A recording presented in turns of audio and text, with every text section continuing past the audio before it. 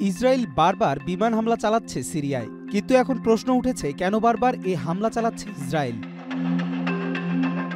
সিরিয়ায় ভূমধ্যসাগরীয় বন্দরনগরী তার্তুসের সঙ্গে ইসরায়েলের সরাসরি কোনো সীমান্ত সংযোগ না থাকলেও সেখানে বিমান হামলা চালিয়েছে ইসরায়েল।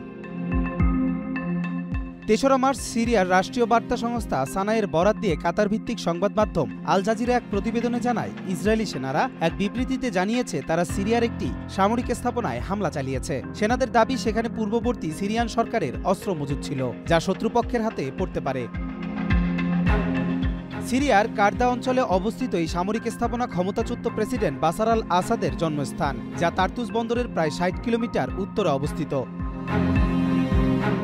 সিরিয়ার রাষ্ট্রীয় সংবাদ সংস্থা সানা জানিয়েছে, ইসরায়েলি সেনারা তার্তুস শহরের আশেপাশে বিমান হামলা চালিয়েছে, তবে এখন পর্যন্ত কোনো প্রাণহানির তথ্য পাওয়া যায়নি। সানা আরও জানায়, দুর্যোগ ব্যবস্থাপনা এবং বিশেষজ্ঞ দলগুলো হামলার ক্ষয়ক্ষতি নির্ধারণের কাজ করছে।